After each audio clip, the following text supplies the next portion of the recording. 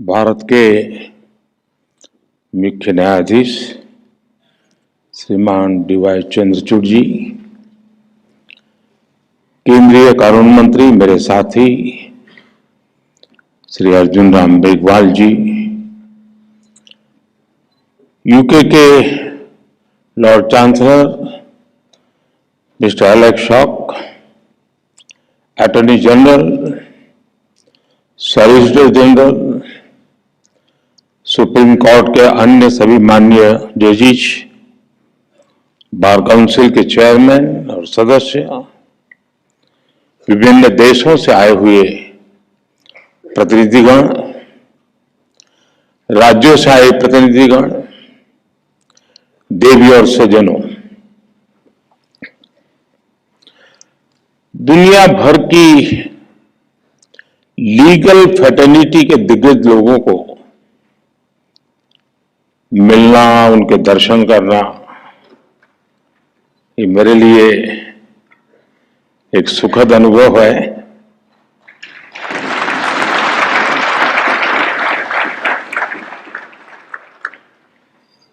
भारत के कोने कोने से यहां लोग आज उपस्थित हैं। इस कॉन्फ्रेंस के लिए लॉर्ड चांसलर ऑफ इंग्लैंड और बार एसोसिएशन ऑफ इंग्लैंड के डेलीगेट्स भी हमारे बीच हैं। इसमें कॉमनवेल्थ कंट्रीज और अफ्रीकन कंट्रीज के प्रतिनिधि भी हिस्सा ले रहे हैं। एक तरह से इंटरनेशनल लॉयर्स कॉन्फ्रेंस वसुधैव कुटुंबकम की भारत की भावना का प्रतीक बन गई है। इस कार्यक्रम में आए हुए सभी इंटरनेशनल गेस्ट का मैं भारत में हृदय से बहुत बहुत स्वागत करता हूं। मैं बार काउंसिल ऑफ इंडिया को भी विशेष रूप से बधाई देता हूं, जो बखूबी से इस आयोजन का दायित्व निभा रही है। साथियों, किसी भी देश के निर्माण में वहां की लीगल फ्रेटर्निटी की बहुत बड़ी भूमिका होती है। भारत में वर्षों से जुडिशरी और बार भारत की न्याय व्यवस्था के संरक्षक रहे हैं। हमारे जो विदेशी मेहमान यहां हैं, उन्हें मैं एक बात खास तौर पर बताना चाहता हूं। कुछ ही समय पहले भारत ने अपनी आजादी के 75 साल पूरे किए हैं और आजादी की इस लड़ाई में लीगल प्रोफेशनल्स की बहुत बड़ी भूमिका रही है।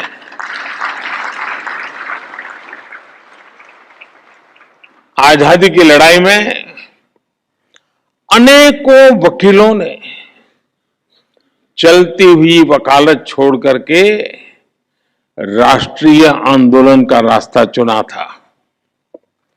हमारे पूज्य राष्ट्रपिता महात्मा गांधी, हमारे संविधान के मुख्य शिल्पी बाबा साहब आंबेडकर, देश के पहले राष्ट्रपति डॉक्टर राजेंद्र प्रसाद, देश के पहले प्रधानमंत्री पंडित जवाहरलाल नेहरू, देश के पहले गृह मंत्री सरदार वल्लभ भाई पटेल, आजादी के समय देश को दिशा देने वाले लोकमान्य तिलक हो, वीर सावरकर हो, ऐसे अनेक महान व्यक्तित्व भी वकील ही थे।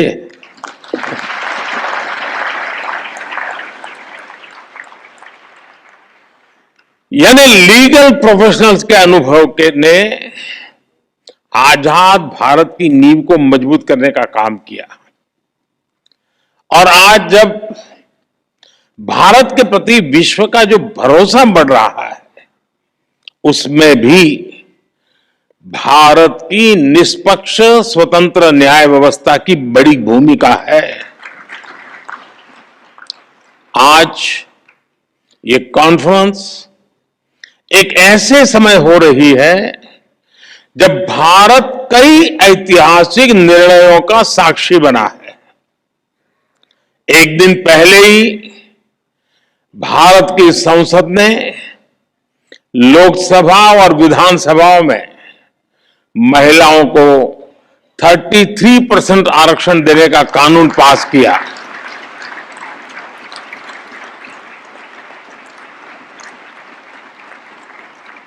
नारी शक्ति वंदन कानून भारत में वुमेन लेड डेवलपमेंट की नई दिशा देगा, नई ऊर्जा देगा।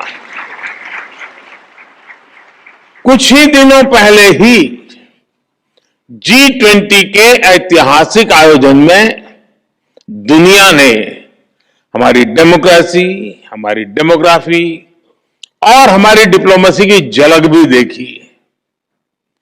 एक महीने पहले आज के ही दिन भारत चंद्रमा के साउथ पोल के समीप पहुंचने वाला दुनिया का पहला देश बन गया था। ऐसी अनेक उपलब्धियों के आत्मविश्वास से भरा भारत आज 2047 तक विकसित होने के लक्ष्य के लिए मेहनत कर रहा है और निश्चित तौर पर इस लक्ष्य की प्राप्ति के लिए भारत को एक मजबूत, निष्पक्ष, स्वतंत्र न्यायिक व्यवस्था का आधार चाहिए।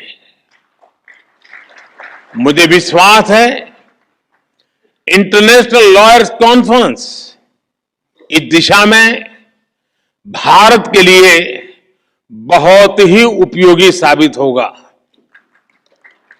मैं आशा करता हूं कि इस कॉन्फ्रेंस के दौरान सभी देश एक दूसरे की बेस्ट प्रैक्टिसेस से काफी कुछ सीख सकेंगे। फ्रेंड्स, 21वीं सदी में आज हम एक ऐसी दुनिया में रह रहे हैं जो डीपली कनेक्टेड है। हर लीगल माइंड या इंस्टीट्यूशन अपने जुरिडिक्शन को लेकर बहुत सचेत है, लेकिन ऐसी कई ताकतें हैं जिनके खिलाफ हम लड़ रहे हैं। वो बॉर्डर्स या जुरिडिक्शंस की परवाह नहीं करती। और जब खतरे ग्लोबल है तो उनसे निपटने का तरीका भी ग्लोबल होना चाहिए। साइबर टेररिज्म हो, मनी लॉन्ड्रिंग हो, आर्टिफिशियल इंटेलिजेंस हो और इसके दुरुपयोग की भरपूर संभावनाएं हो, ऐसे अनेक मुद्दों पर सहयोग के लिए ग्लोबल फ्रेमवर्क तैयार करना सिर्फ किसी शासन या सरकार से जुड़ा मामला नहीं है। इसके लिए अलग अलग देशों के लीगल फ्रेमवर्क को भी एक दूसरे से जुड़ना होगा। जैसे हम एयर ट्रैफिक कंट्रोल के लिए मिलकर काम करते हैं। कोई देश ये नहीं कहता तुम्हारा कानून तुम्हारे यहां, मेरा कानून मेरे यहां। जी नहीं, फिर किसी का जहाज उतरेगा ही नहीं। हर कोई common rules and regulations, protocols का पालन करता है। उसी तरह हमें अलग अलग डोमेन में ग्लोबल फ्रेमवर्क तैयार करना ही पड़ेगा। इंटरनेशनल लॉयर्स कॉन्फ्रेंस इस दिशा में अवश्य मंथन करना चाहिए, दुनिया को नई दिशा देनी चाहिए। साथियों, एक अहम विषय ऑल्टरनेट डिस्प्यूट रिजोल्यूशन एडीआर का है। तुषार जी ने इसका काफी वर्णन भी किया। कॉमर्शियल ट्रांजैक्शन की बढ़ती कॉम्प्लेक्सिटी के साथ दुनिया भर में एडीआर का चलन भी तेजी से बढ़ा है। मुझे बताया गया है इस कॉन्फ्रेंस में इस विषय पर भी विस्तार से बात होने वाली है। भारत में तो सदियों से पंचायत के जरिए विवादों के निपटारे की व्यवस्था रही है, हमारे संस्कार में रहा है। इस इनफॉर्मल व्यवस्था को एक व्यवस्थित रूप देने के लिए भी भारत सरकार ने मीडिएशन एक्ट बनाया है। भारत में लोक अदालत की व्यवस्था भी विवादों को हल करने की दिशा में बड़ा माध्यम है। और मुझे याद है, मैं जब गुजरात में था तो एवरेज एक मामला का न्याय होने तक सिर्फ 35 पैसे का खर्च होता था, 35 पैसे। यानी ये व्यवस्था हमारे देश में होती है। पिछले 6 साल में करीब 7 लाख केसेस को लोक अदालतों में सुलझाया गया है। साथियों, जस्टिस डिलीवरी का एक और बड़ा पहलू है जिसकी चर्चा बहुत कम हो पाती है, वो है भाषा और कानून की सरलता। अब हम भारत सरकार में भी सोच रहे हैं कि कानून 2 प्रकार से प्रस्तुत किए जाए। एक, जिस भाषा पे आप लोग के आदी है वो वाला ड्राफ्ट होगा, और दूसरा देश का सामान्य मानवी समझ सके ऐसी भाषा।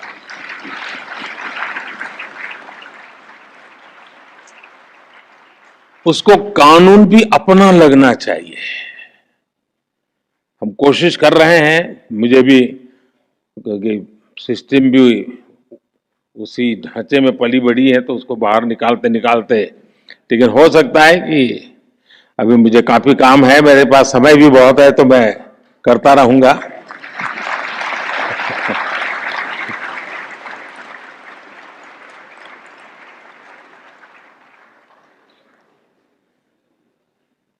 कानून किस भाषा में लिखे जा रहे हैं, अदालती कार्यवाही की भाषा में हो रही है, ये बात न्याय सुनिश्चित कराने में बहुत बड़ी भूमिका निभाती है। पहले किसी भी लॉ के ड्राफ्टिंग बहुत कॉम्प्लेक्स होती थी।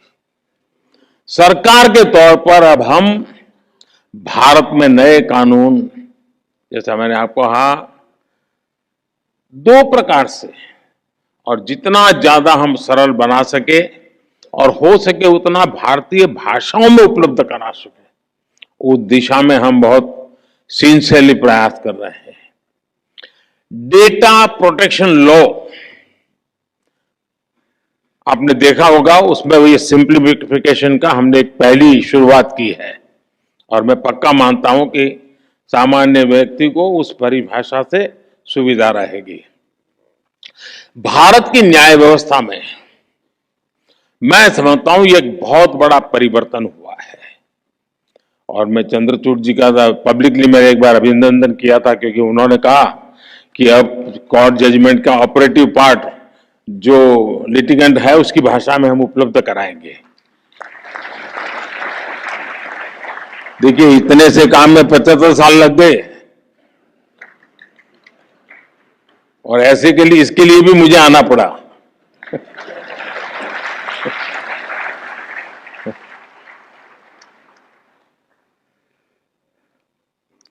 मैं भारत के सुप्रीम कोर्ट को इसके लिए बधाई दूंगा कि उसने अपने फैसलों को कई स्थानीय भाषाओं में भी अनुवाद करने की व्यवस्था की है।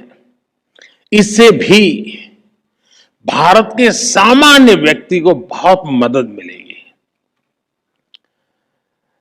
कोई पेशेंट हो ना, अगर डॉक्टर भी पेशेंट की भाषा में उसे बात करे तो आधी बीमारी यूं ही ठीक हो जाती है। बस यहां ये मामला बाकी है। साथियों, हम टेक्नोलॉजी से, रिफॉर्म से, न्यू जुडिशियल प्रैक्टिसेस से कानूनी प्रक्रिया को कैसे और अच्छा कर सकते हैं, इस पर निरंतर काम होना चाहिए। टेक्नोलॉजी एडवांसमेंट ने जुडिशरी सिस्टम के सामने बड़े एवेन्यूज बना दिए हैं। थोड़े से टेक्नोलॉजिकल एडवांसमेंट ने ही हमारे ट्रेड, इन्वेस्टमेंट और कॉमर्स सेक्टर को बहुत बड़ा बूम दिया है। ऐसे में लीगल प्रोफेशनल से जुड़े लोगों को भी इस टेक्नोलॉजिकल रिफॉर्म से ज्यादा जुड़ना होगा। मैं आशा करता हूं कि इंटरनेशनल लॉयर्स कॉन्फ्रेंस न्यायिक व्यवस्थाओं के प्रति पूरी दुनिया का विश्वास बढ़ाने में सहायक सिद्ध होगी। मैं इस आयोजन से जुड़े हर व्यक्ति को इस सफल कार्यक्रम के लिए अपनी ढेर सारी शुभकामनाएं देता हूं। बहुत बहुत धन्यवाद।